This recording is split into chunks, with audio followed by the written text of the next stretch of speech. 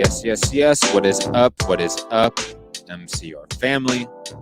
Another weekly edition of the show live on YouTube, Twitch, and Twitter. Should be a interesting show today because one, we have big breaking news that came out just a few hours ago, right? I think it was like noonish, maybe like 2 o'clock when it came out, of Errol Spence having a torn retina and being off the Manny Pacquiao fight, and us getting now Manny Pacquiao versus Yordenis Ugas as the main event in 2 weeks. It's really fucking depressing. We had Wilder Fury and Spence Pacquiao like back to back this summer. Both got canceled. We can't have nice things in boxing, guys. That's just what it is. And we have Canelo got moved to November. Another summer fight that got moved. And it was talked about him negotiating with Dimitri Bivol. Now back to Caleb Plant. Dive back into that topic on what the hell is happening with Canelo Alvarez. The Olympics happened, so might dive into that. And some good fights happened this last weekend. Some controversial fight, I should say, happened this last weekend. And a plethora of action this Saturday. Without further ado, let me get to my co-host, the one and only Gary. First off, guys, go to Texas Boxing Scene. Subscribe to the channel. I just uploaded a video, an interview with the Raccoon brothers who fight this weekend in Dallas. So check that out. And all proceeds go to autism research and recovery. So please check that out, guys. Spence, it's his detached retina. You guys calling? I'm not saying Matt. I don't know any of you guys in the chat. If anyone's calling it a duck, stop being ridiculous. Really, stop being ridiculous. But we've got 100. You haven't seen it. You haven't seen anyone say that, right? Please. I've seen countless people say it. I'm not saying anyone in this chat did. In boxing Twitter sphere. Yeah, I've seen it a lot. Oh my god. God damn it. Why? It's a fucking torn retina. Like, that's a career-ending injury back in the day. Nowadays, there's some recovery to it, but it wasn't long ago. It was a career ender instantly. It's still a bandit and a bullet hole. I looked up, the Texas Eye Center and some other studies on detached retinas. Like the main cause of detached retina is previously having a previously detached retina. Like, it's gonna get detached again. Like, you may be able to patch it up again for a while, but like, guys, Spence may be on his last couple of fights. Like, I'm just saying, like, that's not a good injury. Like, it's an injury that you can patch it up, but you can't really fix it. Like, it's going to happen again, most likely. Yeah, it's concerning, to say the least, for Errol Spence's career longevity. I mean, this is the type of injury you don't want at 30 years old, or at all, of course. But I mean, not in the prime of your career, heading into a career-defining fight. And it's your eye. It's not your elbow. It's not something you can just, cut open. It's your eye. You kind of need your vision. It's really unfortunate. And obviously, now we have Pacquiao versus Ugas, which is a fine fight, I guess. It's just so underwhelming to what we were getting. Like, if Pacquiao had like a tune-up and it was announced it was going to be Ugas, months ago, I don't think anyone really cared or have this sort of let-down feel to it. But it was supposed to be Spence in 2 weeks. It's now going to be Yordenis Ugas. And no discredit to Ugas, but he's not the threat to Pacquiao that Spence is. Like, unfortunately. Like, Ugas is a guy that throws one punch at a time, and he's very stationary. Pacquiao's going to chew him the fuck up. Like, that's the reality. I think so, right? Like, you're going to pick Pacquiao, of course. The one thing I've always said is I'd like to see how Pacquiao does when someone can sustain a body attack. Ugas is a good body puncher who can switch, who's like ambidextrous a little bit. Yeah. I'd like to see how he does. I mean, again, I'm not saying he wins. I'd like to see how Pacquiao responds to someone who can constantly attack his body. But no, I mean, look, we've gone 180 degrees here. We were supposed to get Spence Ugas. Then Spence got Pacquiao. But now Spence is out, so now we got Pacquiao Ugas. So we've done again, for a fight on 10 days notice, it's a pretty good tune-up. It's a pretty good replacement. Like, oh, absolutely. It is. Do you think Pacquiao's getting the same guarantee? I can't see it. Like, are they still charging $80 for it? I guess. Absolutely. Come on. It's still Pacquiao, right? But like Pacquiao Spence, you have two A sides. Pacquiao Ugas is like Pacquiao Chris Algieri. You know what I'm saying? You have one guy who's it's not disrespect to Ugas. He doesn't sell tickets. He doesn't sell pay-per-views. Yeah, but here's the reality. Even like Pacquiao versus those types of B sides, he still does 300K plus. Yeah, no. Yeah. That's the reality, right? So like he's still going to do 350 on this event with Ugas in terms of pay-per-view buys. But you know, again, it's still a good fight. Like don't get me wrong about me like hating on it to a degree, but no one wanted this matchup. Like talking about like Spence could be on his last legs because of this injury. Pacquiao's for sure on his last legs. I think most of us thought that this was Pacquiao's last fight. Unless that win, lose, or draw. No, win, lose, or draw. I think he was going to retire from this. Because if he wins, he doesn't fight Crawford. He doesn't go for undisputed. I mean, I guess, but the paycheck for that's going to be less than the Spence fight. If Pacquiao, I mean, it is. But put us in the realm where Pacquiao just beat Spence. Put us in that realm. You still think that payday's less? Like if they just fought both guys now, yeah, Crawford's less. But after he beat Spence, like doesn't his legacy go up to the absurd at that point? Like this 42-year-old just beat the best welterweight in the world. His legacy, absolutely. But the problem is that Spence is not that. He has like a Miguel Cotto B-side to a Pacquiao, which that shouldn't be any that should be any diss to Spence. But like that's kind of what Spence is in terms of relative stardom. You know, Spence has some juice, some drawing power, of course, because he's done 300K plus in terms of pay-per-view buys consistently, but he's never done above 500,000. He's never done above 800,000. He's never done $1 million. He's never done those numbers. So I think regardless of this, it's going to be, you know, if he's fighting Spence, he's going to make, let's say, $30 million. I'm just throwing out a number, right? I don't know the number. Just throwing out a number. If he fought Crawford's going to be 25 million. It's going to be a big drop. It's going to be a 30% drop at least, just because Spence is at least bigger draw than Crawford. At least a 30% bigger draw than Crawford, if not more like a 60% bigger draw than Crawford in terms of pay-per-view buys. So I think regardless, like it's going to be less for Crawford. And I think there's sort of a cap on what Pacquiao can make for either guy, to be honest, because neither guy is the next Mayweather in terms of stardom. Right. That's happening. You know, I love Spence to death. I love Crawford to death. Neither of them are going to be a guy that can consistently sell 1 million pay-per-view buys. It's just not happening. I mean, Canelo was the only one that could do it, but he don't find it anymore. So, I mean. And even he didn't. There's tons of fights where he didn't hit 1 million. Even no, fights he didn't. Like with Miguel Cotto. That hit right 100,000, yeah. You know? But hey, 100,000 pay-per-view buys, that's another $6-7 million out of the bank that you don't get. Yeah. You know? That's the reality. NJ, NP saying, will they refund tickets? I have not seen that. I don't think they will. This can be one of those things where on the tickets it says card is subject to change. A little asterisk there. Card is subject to change. Guys, I don't know if you guys go to club shows, local shows, cards change more often than they don't change, right? Like this is just a more expensive version of that. The legalese is the same, right? Like you're getting boxing. I put card subject to change. It changed. You know what I'm saying? Whether you spent $2,000 for a front row seat or $20 for standing room only at a club show, the legalese is the same. Like it's kind of buyer beware. You know, you didn't expect this to happen, but no, you're not getting your money back. Ryan in the chat saying Ugas beats Spence. I don't see it. Like I'm Ugas is packed. Yeah. I'm rooting for Ugas. I want Ugas to win. I don't see it happening though. I wish we had fun. I want Ryan because I want to know if Ryan's just baiting or if Ryan actually thinks he has a path to victory. Because then talk me through it. Hold on. You are rooting for Ugas? Yeah, I like Ugas. Ugas has never gotten the. Have I always been Ugas fanboy? Hold on. If Ugas, that's true. You have. I forget about that sometimes. Ugas.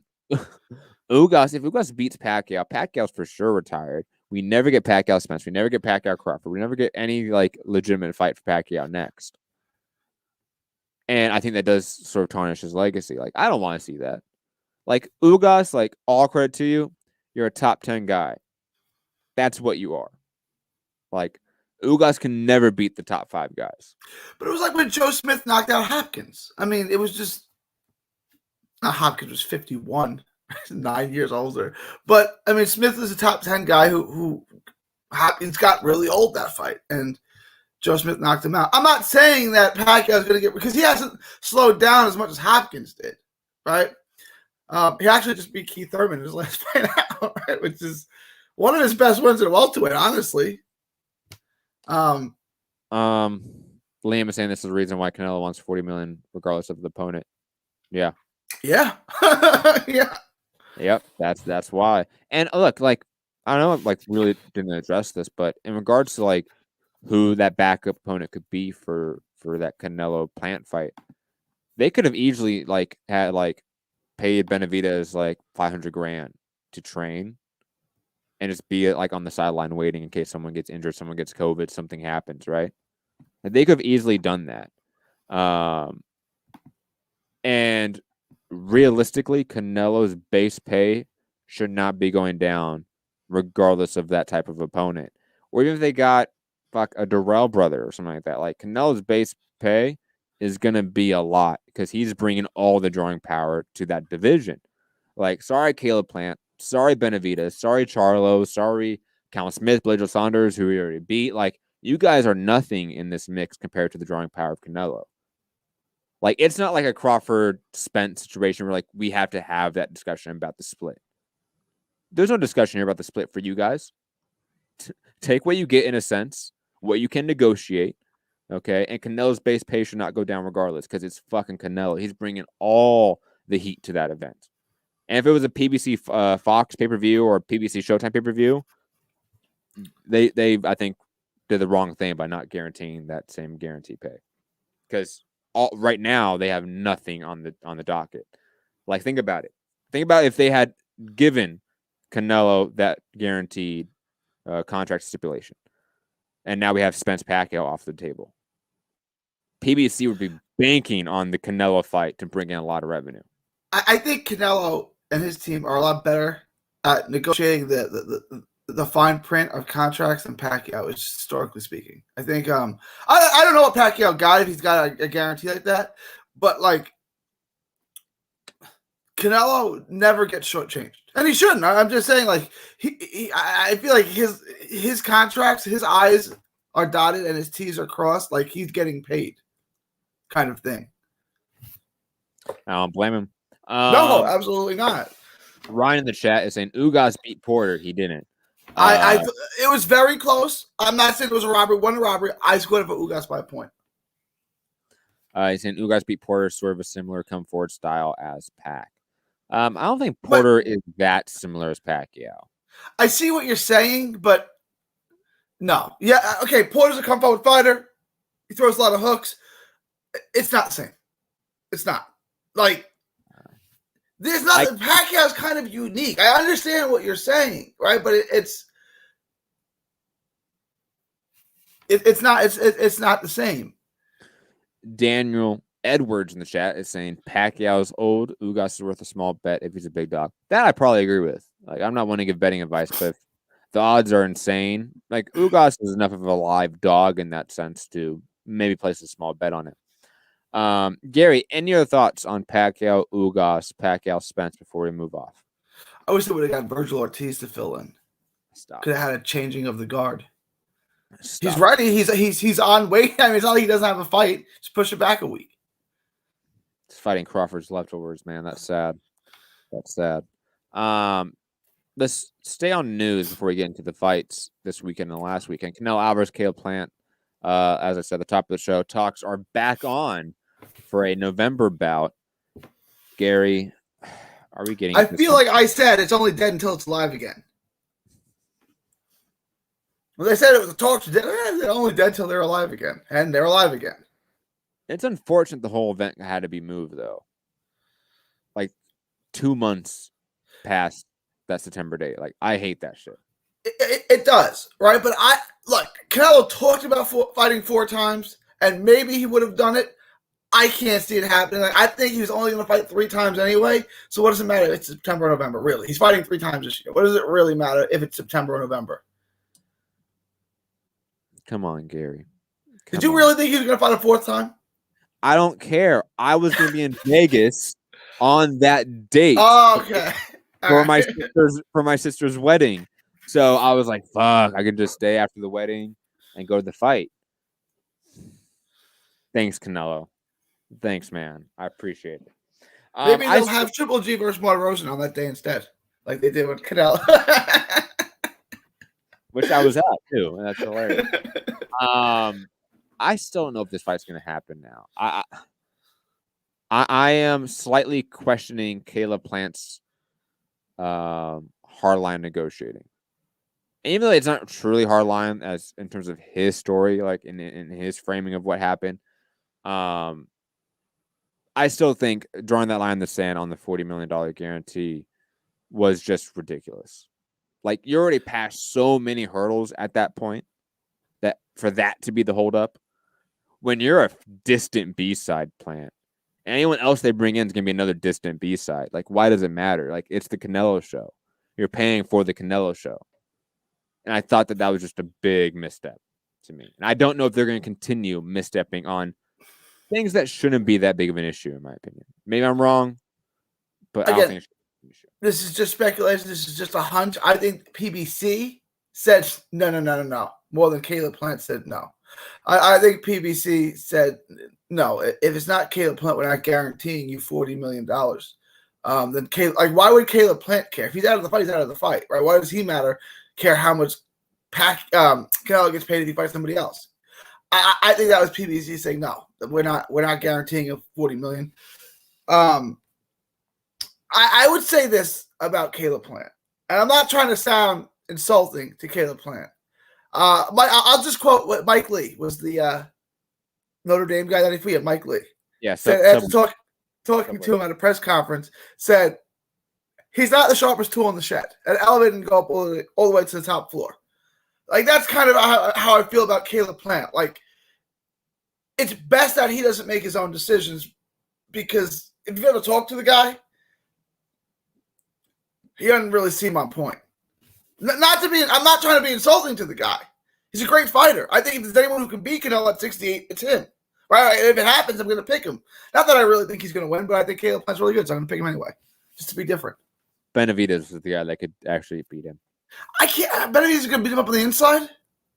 I could see. He's going to beat up Canelo on the inside. He's a bigger guy, maybe stronger. I think. I can't see. Maybe the punch power is close. But you got to be so skilled on the inside. Dude, Benavidez, right? You got to be so good on the inside.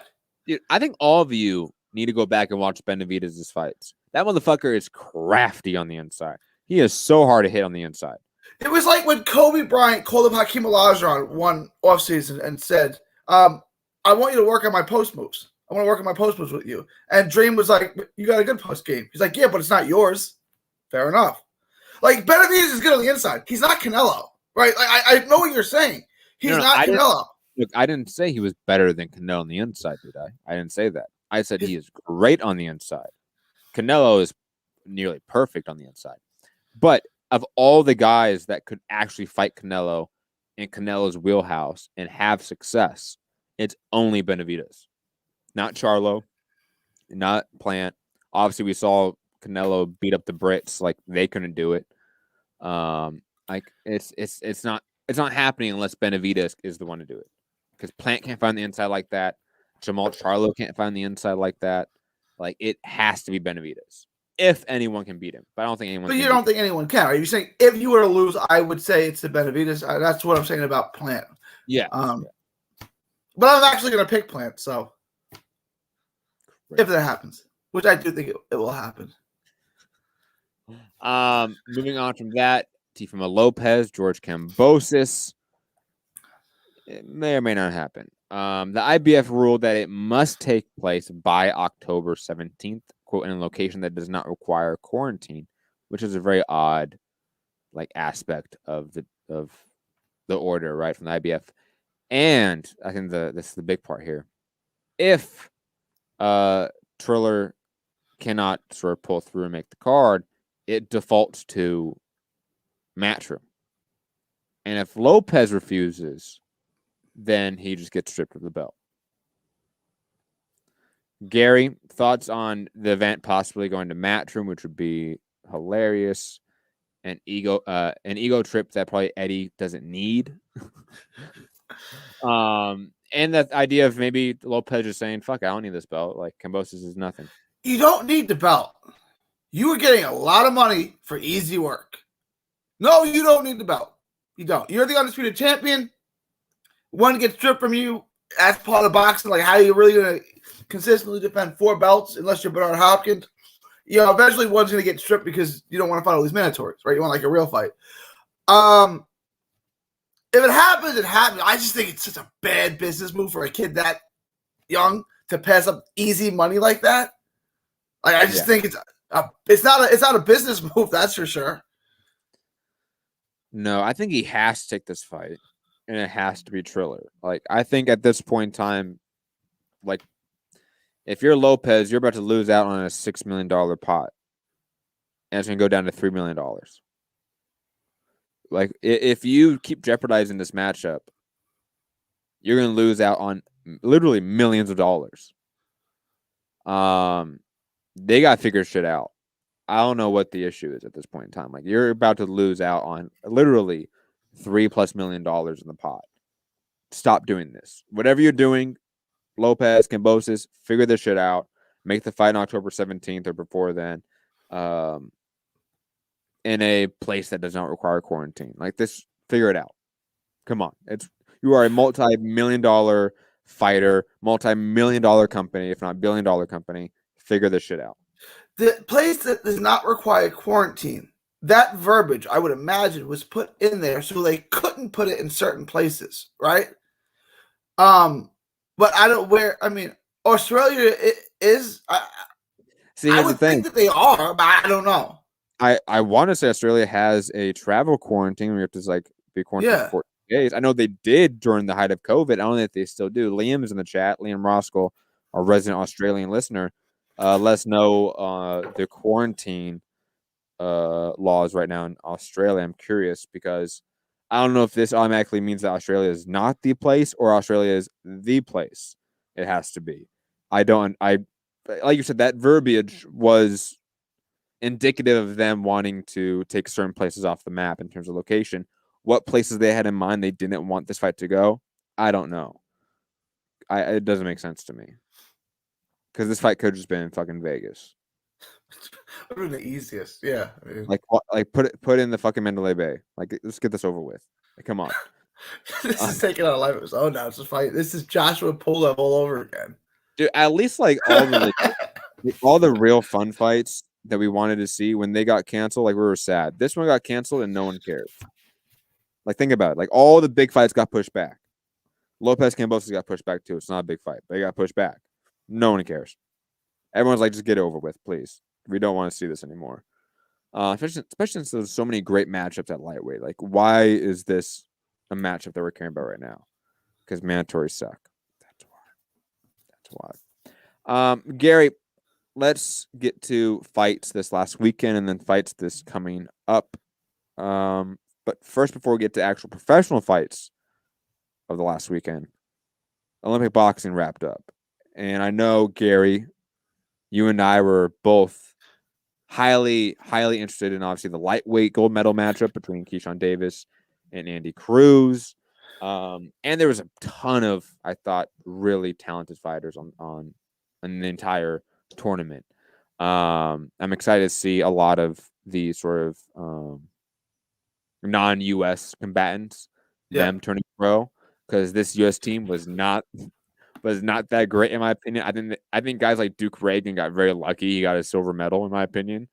But Gary, thoughts on the Olympics, man? Thoughts on first, obviously, let's talk about maybe Keyshawn Davis and Andy Cruz going for the gold medal in the lightweight division. Keyshawn Davis coming up short in a really close back and forth fight. First round went Andy Cruz. Second round went Keyshawn Davis. Third round, a little bit of a toss up. It looked like in terms of the scorecards. No, Gary, it was 5-0 in the third round for Cruz. It was 4-1 Cruz the first round, 5-0 Davis the second round, 5-0. I thought Cruz won the last round. I thought if you were going to argue another round, I thought the first round could have went either way. Though it was very close. They gave it 4-1 to Cruz. I was like, oh, he's in trouble. And then Davis came, rallied back, had a great second round. I was like, okay, he's 1 round away. And you can see, like, the experience difference. Like, Cruz was just craftier, and he carried the day in the last round. But if it was a pro fight, maybe it's different. But Cruz knew how to score and, how to land a couple of extra shots. And Cruz did win the last round, so he won the fight. It was even. If you're just watching it, you say, okay, this fight's even through 2 rounds. And Cruz won the last round. Very close. It's a good fight. Davis came close. What I've heard from the U.S. national team is he's getting closer and closer and closer every time he faces him. But this is as close as you can get to winning and still losing, right? It was a very close fight. Every round I felt like was a toss-up to a degree because they were which is why the scoring was weird to me. 4-1, 5-0, 5-0. The rounds were all close though. I mean, maybe just the perception of. I mean, it's hard to tell what judges bias are going into a fight, especially we're talking about the Mikhail Fox fight in a minute, and the biases for a certain ref going into that one.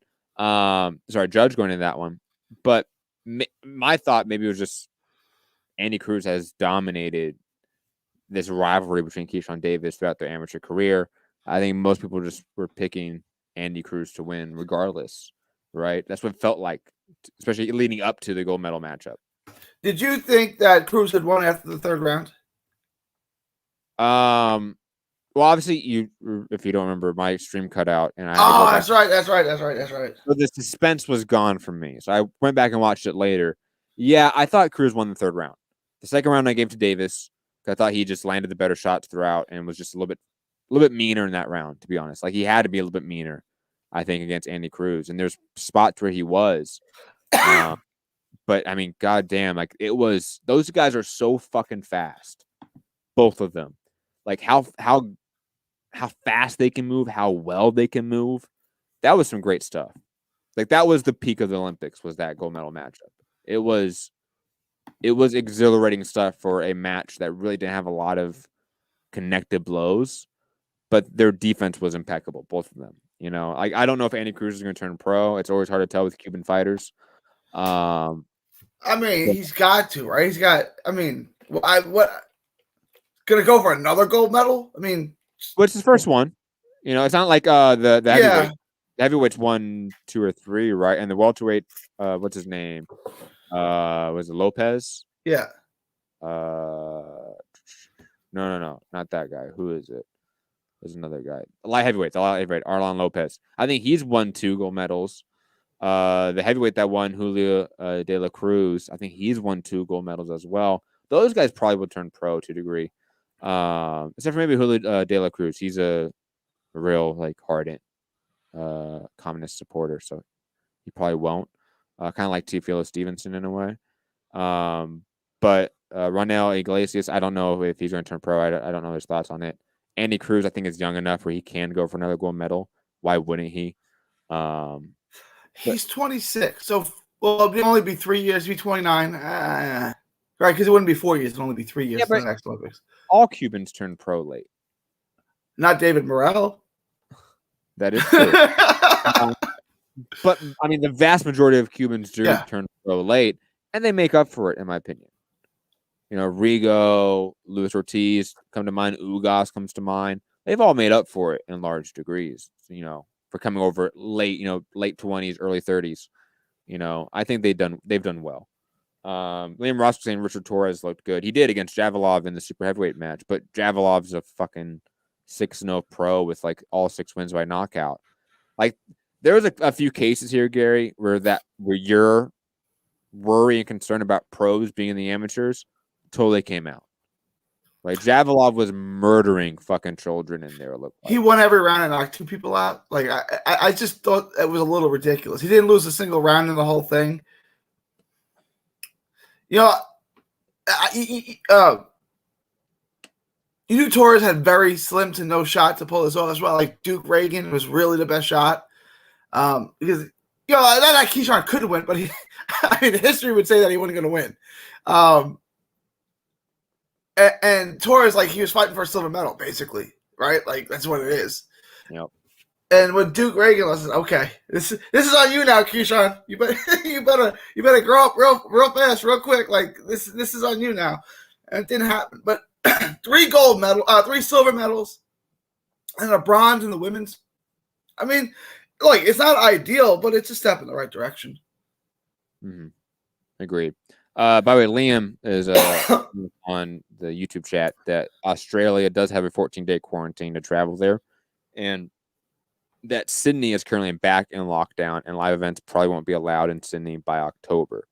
So maybe Australia off the map, unfortunately. Any other thoughts on the Olympics, Gary? Any other guys you want to see? Yeah, the Russian light heavyweight. I'm probably going to say his last name on that list of Benjamin Whitaker in the semifinals. Imam Karatev. Yeah. That guy's fun. I can't wait to see him as a pro. Katayev. That guy's good. Yeah. I told you at some point at this level, if you can just avoid a power, somebody will outbox him over 3 rounds. And Whitaker's good, and Whitaker did it. But at the next level, Karatev is going to be for real. Yeah, there's definitely some guys that are they can see have a better pro career than not. Like, for example, the heavyweight match. Like, I thought the Russian guy, Muslim, I'm going to try to pronounce this name. I'm going to put it on the screen so people can see what I'm dealing with right here. Okay. Gazimin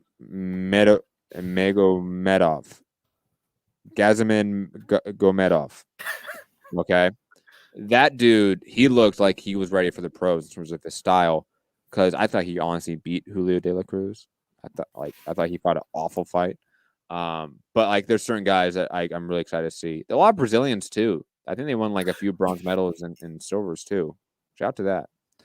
I forget the total tally here. Cuba on top. Cuba Libre, 4 gold, 1 bronze. Great Britain at number 2, 2 gold medals, 2 silver, 2 bronze. Russia at number 3. Brazil at number 4. Damn, Brazil beat the U.S. in Olympic boxing, Gary. Yeah, it's that's a weird. I mean, they've always had fighters, but not at this level. That was interesting to see. Super. Turkey is clearly becoming a little bit of an amateur powerhouse lately. Japan, shout out to Japan. U.S. at number 10. Ooh. Damn. It's just because they had no gold. They had 4 medals, but no golds. Hey, that gold medal, it matters. Yeah, it does. It does. Keyshawn Davis. I mean, you're the best of the losers. So I don't like when people say they won silver. No, you lost gold. You took silver. I don't like that verbiage. You won silver. Who did you beat to get it? No, you took silver. There's one guy who won. Oh, God. All right, Gary, let's move on to the fights this last weekend. Let's talk about the PBC card on Fox, because that has obviously the most controversy around it. The main event ended in anticlimactic fashion. No decision due to accidental head clash between Amantis Satonis versus Luis Collazo. Satonis was going to beat him up. You could tell. Collazo was hanging in there. Collazo wasn't just being an opponent. Collazo was in.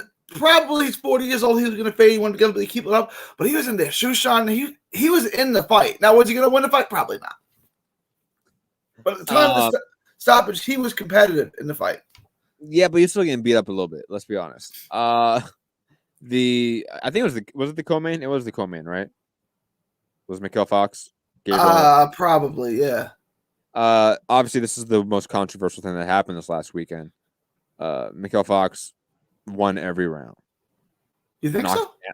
I mean, you can make that argument. I think the judges got it right. Yeah, I said anywhere from 120 to 107, which would be 12-0 with the knockdown, to 9-3, which would be 117, 110. Anything in that for Fox would be reasonable. Like, that's the spectrum of reasonable scorecards. Well, go ahead, Matt. I got some thoughts too. Dude, like, the fact that Gable Maestro, or whatever his name is, won this fight, and not only won it on every judge's scorecard. is ridiculous. I know Gloria Rizzo is getting a lot of the heat for what has come out from her past being a virulently racist person on social media while being named by the WBA as Judge of the Year. Good background checks, their WBA. Her scorecard was obviously the worst. She 117, 110 for Gable Maestra. And I mean, that's the worst scorecard I've probably ever seen. Like that's worse than CJ Ross? Worse than CJ Ross, worse than Adelaide Bird. Like, yeah, no, you're right. It is. Dude, like again, Mikhail Fox won every round with a knockdown. You're right, because CJ Ross had it even. If CJ Ross would have had it 117, 110 Canelo, that would have been the equivalent to this. Right? Like, what? And again, like all the scorecards are bad, like 115, 112, 114, 113. Like it doesn't matter that's close. Those are all bad. This is the worst decision I've seen in some time. What I wanted to say, there's 3 people in the world that think Fox lost that fight, and they just happen to be the ringside judges. There's something wrong there. And everyone's going to beat up on Gloria Rizzo. That's your name? Yeah.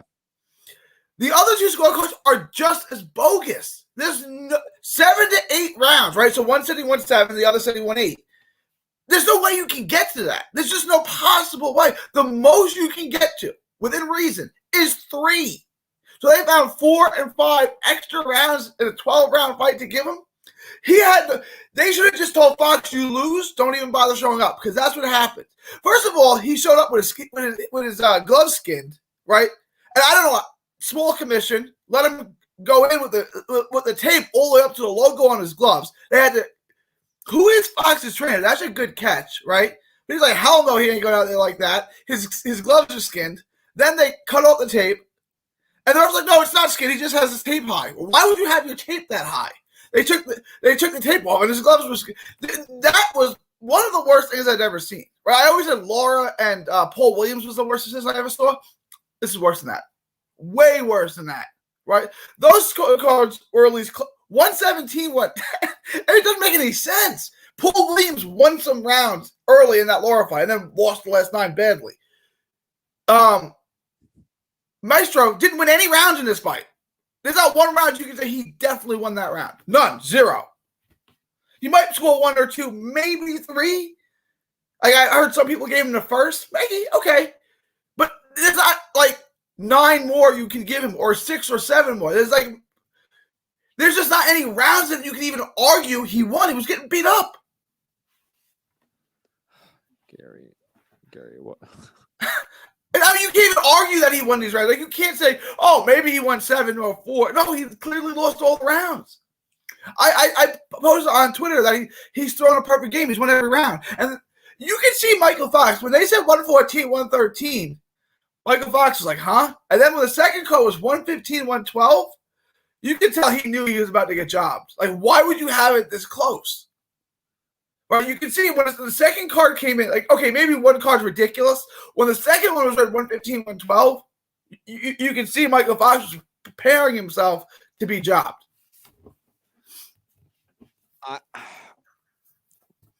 I need to know, like, who's backing Gabriel Maestra, who's now 4-0 at, like, 34 years old. From my knowledge, doesn't have like the most stellar amateur career. Like had a long amateur career, but not like 2 gold medals, shit like that. Right? From my understanding, maybe I'm wrong.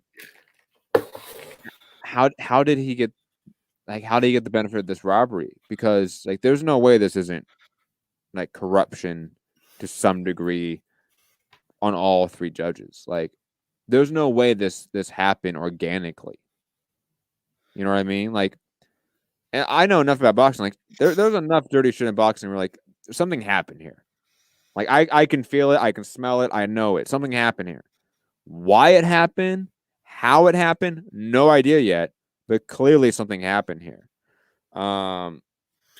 Ridiculous. Liam, I saw a comment from him, I think in the last show too. Something to this effect.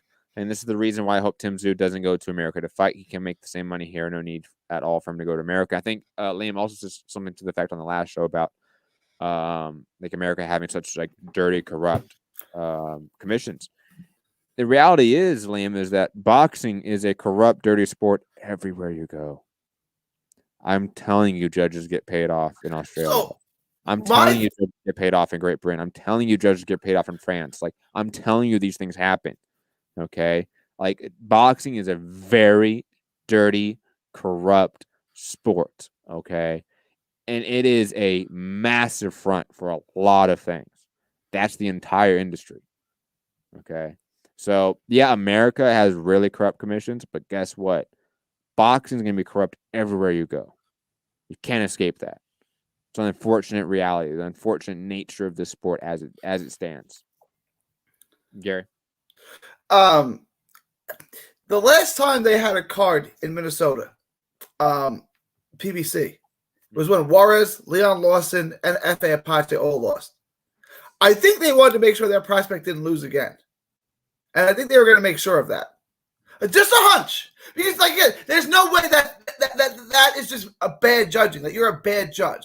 And you look at Gloria, she hasn't had a bunch of big fights. She's had some fights. Her scorecards aren't off, right? There was one that was also, but I mean, everyone's got one scorecard that's kind of off. But there's nothing that would tell me that her scorecard is going to be this bad, right? Like she doesn't have a history of ridiculous scorecards like some judges do. What's the Steve Weisfeld? Not Weisfeld. DeLuca. That guy's awful. He's awful. Max DeLuca. Yeah. And he's married to Letterman's daughter, isn't he? Yep. Yes, he is. Well, Letterman's a terrible judge, but you knew how he was going to score. Whoever came forward won the round, right? Like, it was that simple to Harold Letterman. When you fighting off the front foot, okay, then you won the round. DeLuca's awful. Like, he's terrible. Like, but there's just some judges that are just that bad. There's another one too. I'm thinking of the one that scored the fight for Wilder over Fury. Oh God, what was his name? But he's terrible too. All his scorecards are awful. Alejandro Rosin. Like there's some judges that's just bad. She seemed pretty inexperienced, but she didn't have anything that would say, okay, that was terrible. Until this. And this is so terrible that it's not even reasonable to think that that's your actual scorecard, right? Like, it's like, yeah, no, that's what I think. I'll defend this. It's like, and at 117, 110, you've overplayed your hand. The WBA put out a statement that they will investigate each individual judge, but I think that's just Minnesota's got to look into this too. Like asking the WBA to do it is like asking your parents to look into your behavior as a kid. Right? Like they might sweep some things under the rug. Like Minnesota's got to look. The Minnesota State Athletic Commission's got to look into this and see what went on. No, a better comparison or metaphor, Gary, is like the police policing themselves with internal investigation. yes. No, we investigated ourselves, and our investigation, we were fine. We didn't murder all these kids. Like, no. It was fine. We had to use it. We were scared. Liam is saying it's far more prevalent in America, saying it happens everywhere, doesn't change. That's more prevalent in America. Well, first off, I think you would have to like find some data to actually back up that point. Secondly, let's argue that it is more prevalent. It's probably more prevalent because there's far more boxing happening here in the U.S. than Australia. Just from a pure population standpoint, we're at nearly 400 million people, right, in America, or are we past that? That's 350. We're nearing 400 million, 400 million people. Yeah. What's Australia? 40, 50, 60 million? I mean, maybe 100 tops. Is that much? Yeah, okay. Maybe. I don't know. But it's definitely not the size of America. Now, just look on BoxRec, Liam. Like, go to schedule, where it just shows you every event in the world on BoxRec in the schedule. Start sliding through that. Australia doesn't have a lot of fights per capita compared to other countries. Australia's always sort of been a third, fourth, fifth tier region for fights. You know, U.S., Mexico, the UK, those are the prime regions. Japan, these are going to be other regions that have sort of more prevalence, more activity than Australia. Okay, and they all have these issues. And I scored the fight for Pacquiao. I think Matt scored it for Horn. But and I don't think it was a bad decision. Like it was fine, depending on how you scored the first couple of rounds, is how you scored the fight. But was there not a lot of people who thought the Pacquiao Horn decision was completely bogus. I'm not comparing these two things, but there were a lot of people who thought that. Absolutely. Now you scored it for Horn, right? Yeah. Not I think on Fight Night. I think on Fight Night I scored it for Manny Pacquiao. On rewatch, I think I scored it for Jeff Horn. But digressing. Also, Devin Alexander lost to Lucas Santamaria on this card. Ryan Carl picked up a win against Edgar Ramirez. And that's it from people that I know, Gary. Who took a worse L? The Diplomats, Dipset, or Devin Alexander?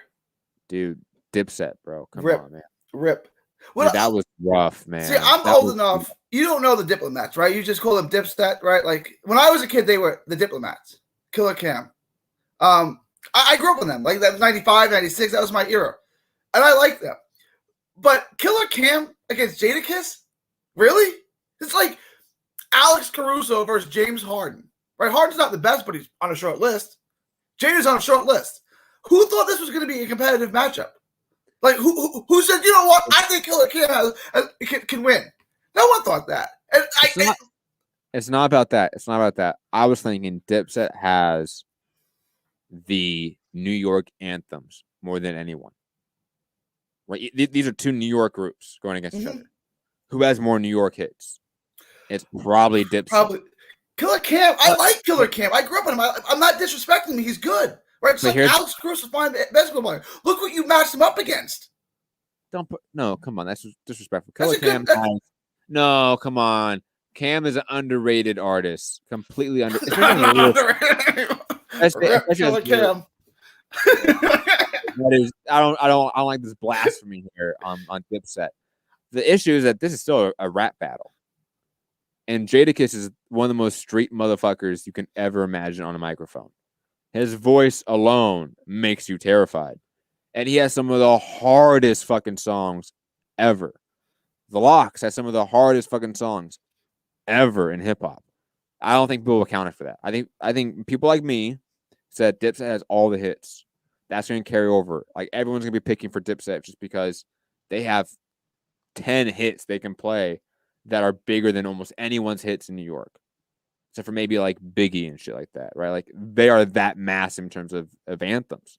Like Dipset Anthem is one of the top 10 songs in hip hop history, probably. Yeah. In terms of like its reach, its impact. But Biggie, DMX, Killer Cam, like those are like the names that would say like New York anthems. Yeah, those would be like the names that come to the top of the list. That's true. Do you know what I watched the other day? Totally off topic, guys. I apologize. I watched a documentary about Woodstock 99. Right? And God, DMX is set. It's still one of the best sets of all time. Yeah. It's insane.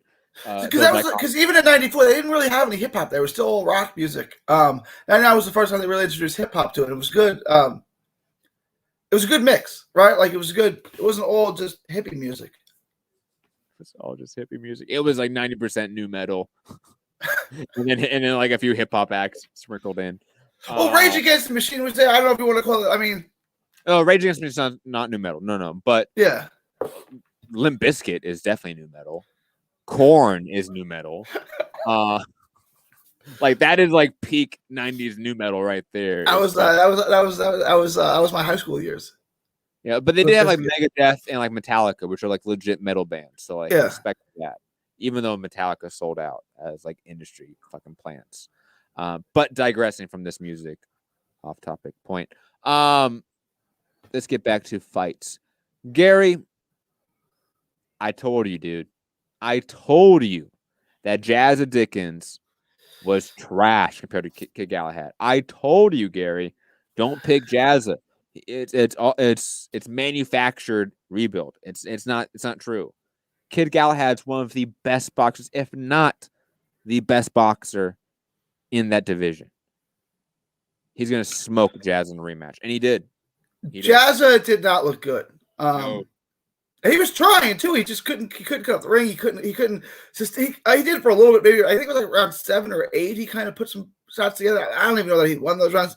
But he could never really get it together. He'd land a right hand here, a left hand there, but it was never really sustained. Kid Galahad is the what are they? Super bantamweights, 122 pounders? No, 118. Featherweight. 126. He's the featherweight Joe Calslappy. I mean, there's just no sting on his punches. I mean, like he won the fight, and just like Calslappy would win his fights. Like, come on. Yo, don't be mad that Calslappy beat up your boys. Your man. Roy Jones is 500 years old, and he didn't beat Hopkins. I don't care what the judges said. He didn't beat Hopkins. I don't know. I think he did. He beat us with Lacey. I give him that. Lacey was good. Lacey was good. Kid Galahad's low-key the best boxer in this division. Like him versus Gary Russell in a 12-round fight with fair judges. Kid Galahad might win that. Like Kid Galahad is that talented in terms of a technician. Like when we talk about like Shakur Stevenson and like, ooh, he's a technician. He does all the right things. Kid Galahad has been doing that for years, and no one's been talking about it. I'm happy that some people have finally seen the light on how talented he is, how great of a boxer he is. There's a reason all these people ducked him. There's a reason Josh Warrington ducked the rematch. He got beat up by Mauricio Lara. He didn't want to face this. You know it's the truth, Gary. It's okay, man. I just think if someone can sustain some power, Gary Russell Jr. destroys him. Stop. Gary Russell. When's the last person Gary Russell Jr. destroyed? Kiko Martinez. Exactly. He only fights once every. He's like a leap year. He only fights once every 4 years. Dude, but if he struggles with Joseph Diaz and like King Tug, Joseph Diaz. Yeah, of course you're gonna struggle with Joseph Diaz. Joseph Diaz is a lightweight who's damn good. Yeah, you're gonna struggle with Joseph, and he struggled. And he won clearly. First up, Joseph Diaz looks like Andy Ruiz at 135. Let's be honest about that. No one's being honest about that. He looked like Andy Ruiz. That should not be happening. Two, okay, let's be honest, Gary. Kid Galahad's a better boxer than Joseph Diaz. Now, you might, I'll give you some arguments here, Gary, that I know you won't say. Maybe Joseph Diaz is a more complete fighter. Maybe he's a better inside fighter, more power. Those are all true things. But Kid Galahad's a better boxer.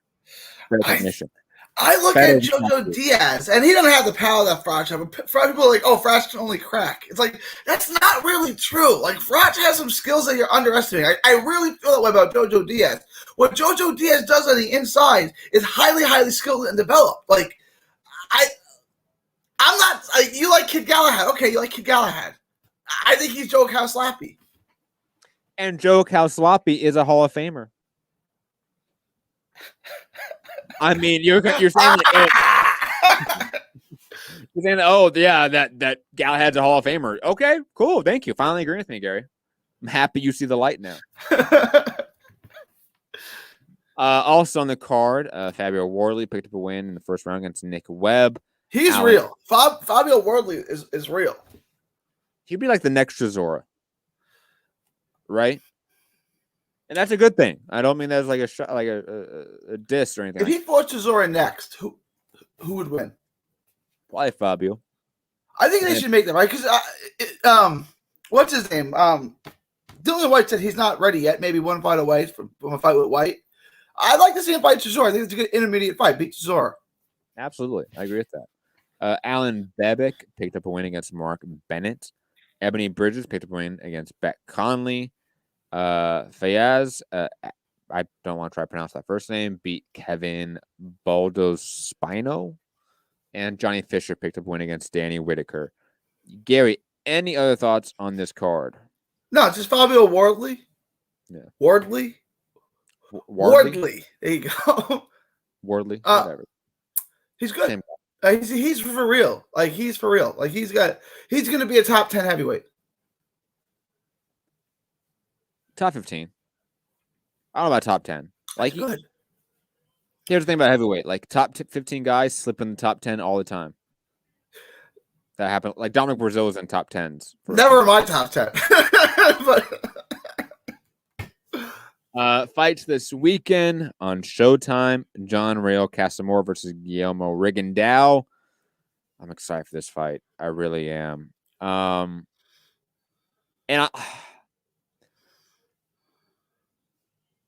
I think part of me is hesitant to pick Rigo in this matchup just due to age, right? It's just due to wear and tear. Like, Rigo is a guy that is probably on his last run.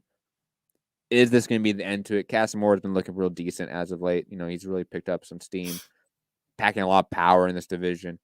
Like, could he disrupt Rigondeaux? I also think Casamore is probably the more,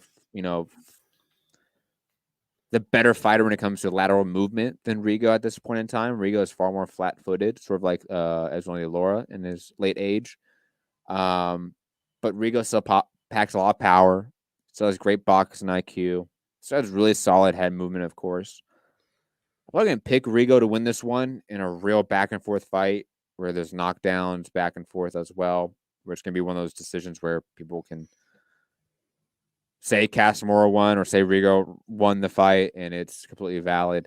I'm conflicted on this main event. Also, Gary Antonio Russell versus Emmanuel Rodriguez.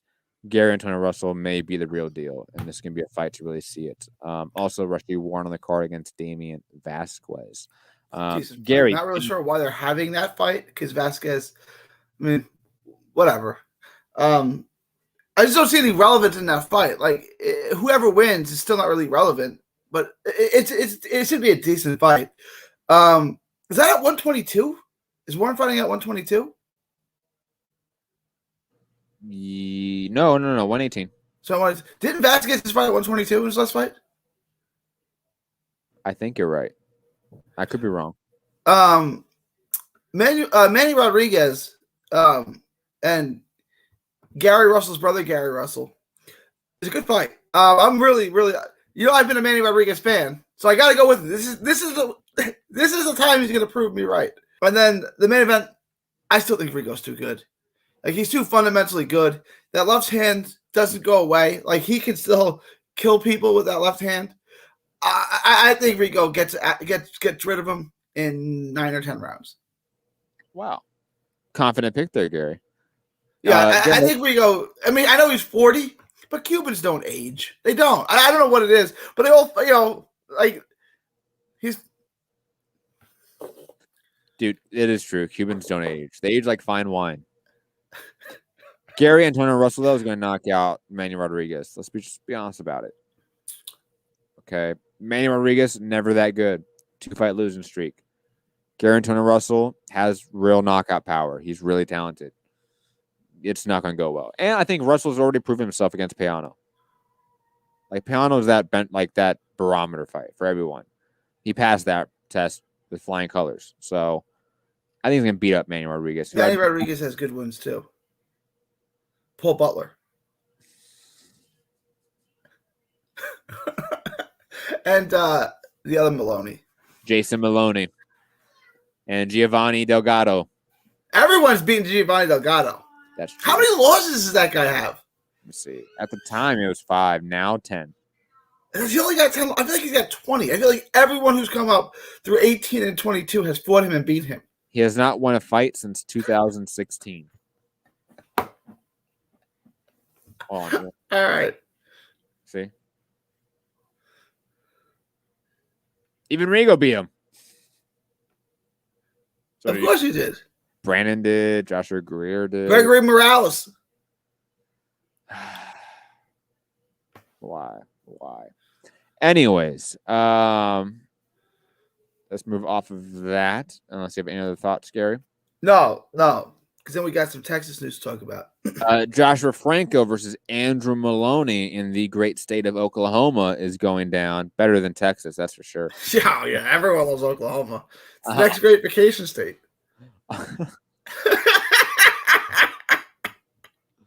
Oh, God. It hurts to laugh, Gary, because Santiago bruised my ribs in sparring, that fucking asshole. I heard it didn't go well for Matt. It didn't. 2 years out of the ring was not smart to jump into a 4-round sparring session.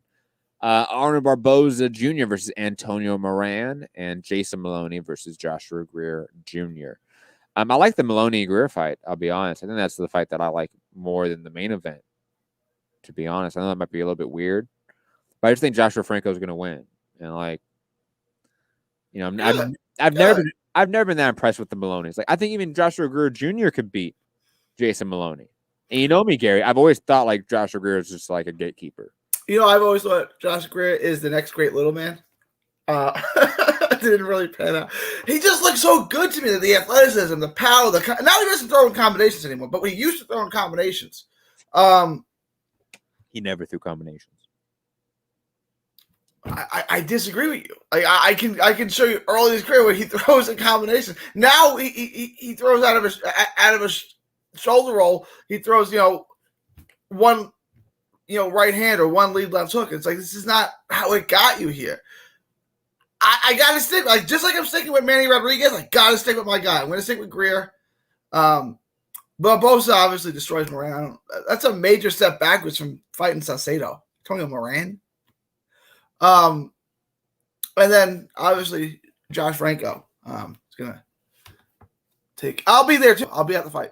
I'm going to that fight, so I'll be there. Also on the card, Trey Lippy Morrison versus the dreaded TBA. Carlos Balderas versus Fidel Cervantes. Genesis Cervena versus Andreas Cortez. Albert Bell versus Julio Cortez. And Abraham Nova versus Richard Pumipik. I believe is how you pronounce that name. Moving over to Texas, one of Gary's boys. Virgil Ortiz fighting the Mean Machine, Giannis Kavalaskis.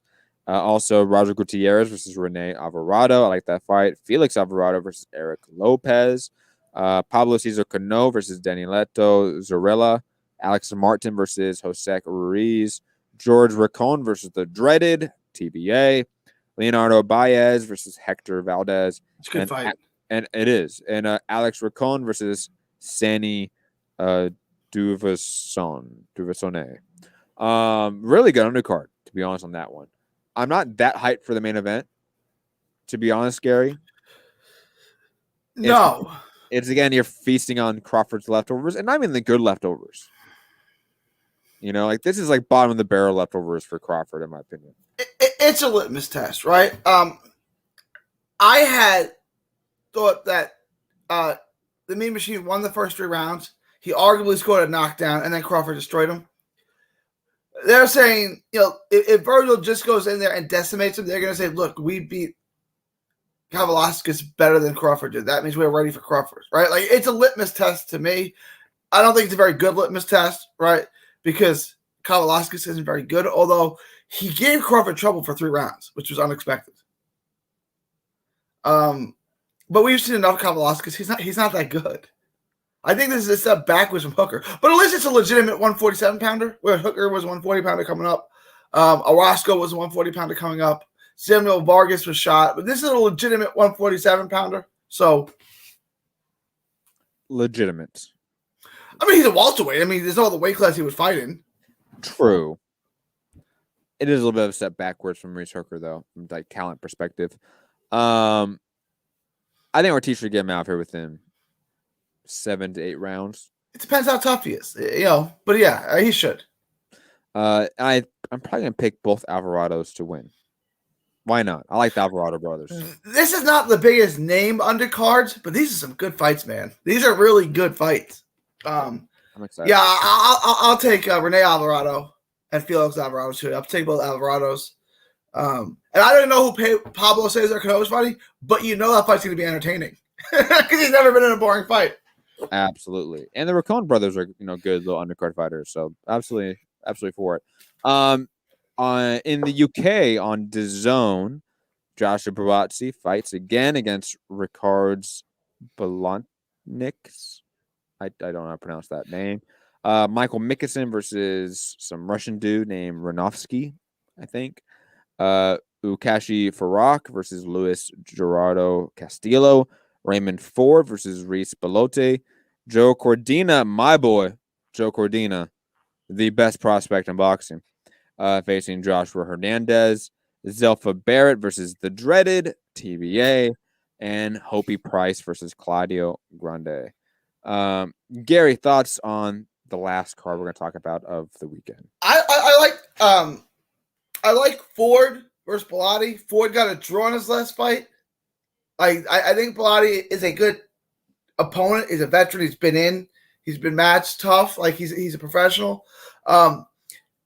If Ford's as good as advertised, I want him to take a step forward and destroy Reese Bellotti. Like, it's a decent opponent, right? But if you're as good as we're told you are, blow him out.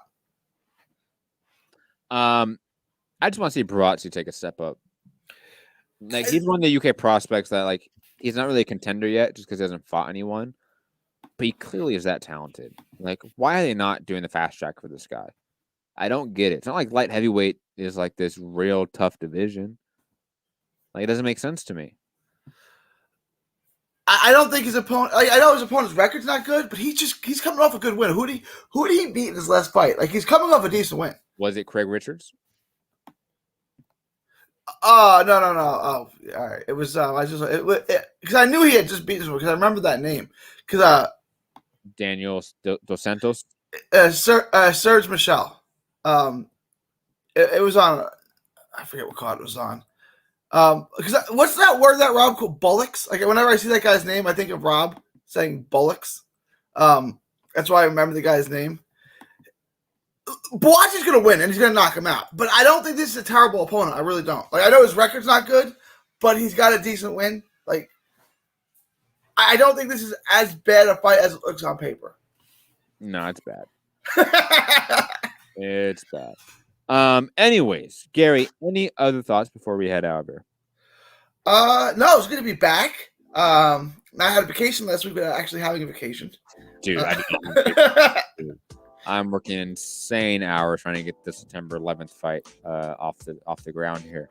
For those who don't know, check out the 2 promo videos we just posted on our YouTube channel. You can also check them out on Red Boxing Promotions YouTube channel as well. Another promo should be coming out either tonight or tomorrow. I'm almost done with it. I got another one in the can, just waiting to be edited. But yes. For those who don't know, I am working a local promotional card in Simi Valley, September 11th, so that should be fun. We have a really talented guy on the main event. 15-0, 10 knockouts in the welterweight division, Gary. He is a undiscovered gem. Okay, name's Jesse Martinez. He is really talented, real marketable too. Really excited to see what's next for him. But other than that, like Gary said, it's vacationing.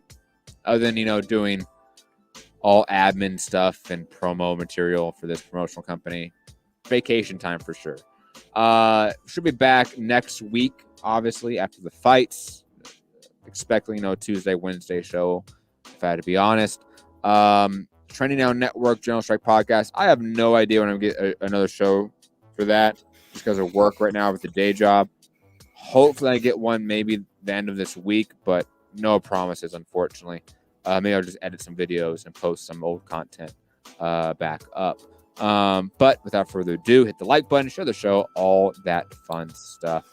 And as I always say, fuck the police and free Palestine. Gary? Find me all on social media at 3D Boxing, 3D Boxing blog. Remember, go to Texas Boxing Scene on YouTube. Subscribe. I have a brand new video, an interview with the Riccola brothers who fight this weekend in Dallas. Please subscribe to that channel. All proceeds go to autism research and recovery. It is August. Is it August 10th already? The summer's almost over. That flew by. It's August 10th, 2021. Ivan Calderon is still not in the Boxing Hall of Fame. Let's get the Iron Boy in. And Texas is still not a country, although that's coming soon. That's coming quick. From Texas to the world, thank you and God bless. Peace.